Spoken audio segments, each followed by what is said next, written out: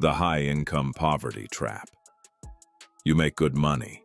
People assume you're doing well, maybe even rich. You dress better, you live in a nicer area. You upgraded the car.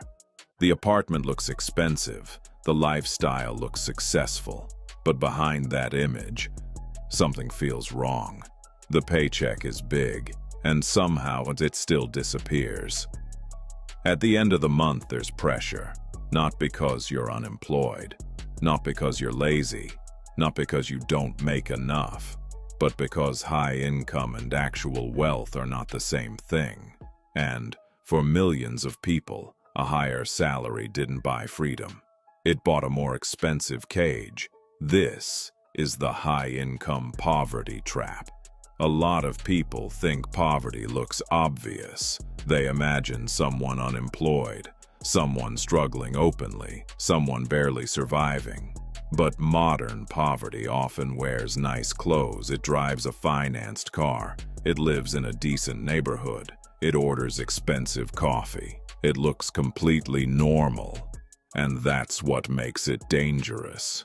Because when your life looks successful, people stop asking questions. And eventually, you stop asking them too. You just keep moving. You keep earning. You keep spending. You keep paying. You keep performing stability. And slowly, your life becomes too expensive to step away from. That's how the trap begins. It usually starts with a raise, a promotion, a better job, a bigger opportunity, and for a moment it feels like relief. Finally, more money, more breathing room, more options. But then something happens.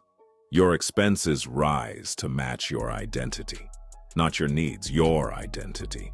You don't just upgrade because you can afford it. You upgrade because it now feels like the version of life you're supposed to have. A nicer apartment, a better area, a newer car, better clothes, more dinners out, more subscriptions, more convenience, more normal expenses that didn't exist before. And suddenly your new salary doesn't feel new anymore. It feels required. That's lifestyle inflation. And it is one of the quietest ways people stay broke while earning more than ever. The dangerous part is this. The higher your income gets, the easier it becomes to justify expensive decisions.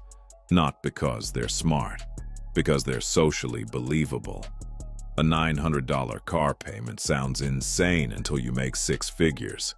A luxury apartment sounds irresponsible until everyone in your field lives in one. A $300 dinner feels ridiculous until your social circle treats it like nothing.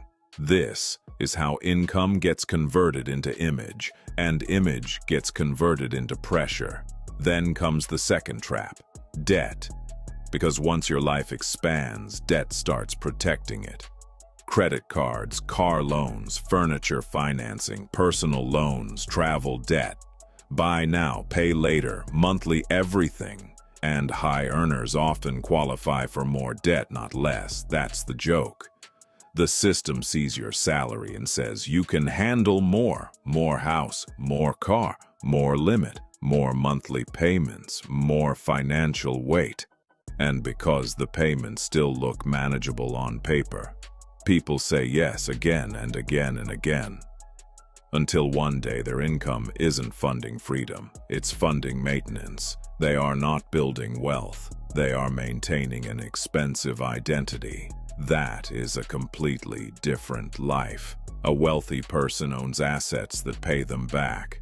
A trapped high earner owns obligations that demand payment. That difference changes everything. Because one person can stop working and still survive. The other one looks rich, but would panic after 3 missed paychecks. That is not wealth. That is dependency with better branding. And this trap gets worse because high earners often spend money to solve the problems their income created. No time? Pay for convenience. Too stressed? Pay for escape. Too tired? Pay for delivery. Too busy? Pay someone else. Too burned out.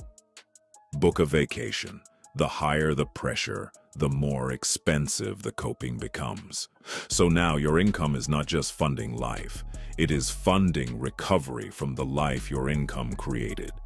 That is one of the most brutal loops in modern money, and almost nobody talks about it honestly. Because from the outside, you still look fine. You're functioning, you're producing, you're paying your bills, you're keeping up. But internally, there's no peace, no margin, no real ownership, no real freedom, just movement. And that's why so many high earners feel confused. They did everything they were told to do. Study hard, get the good job, climb the ladder, earn more money. So why does it still feel like they can't relax?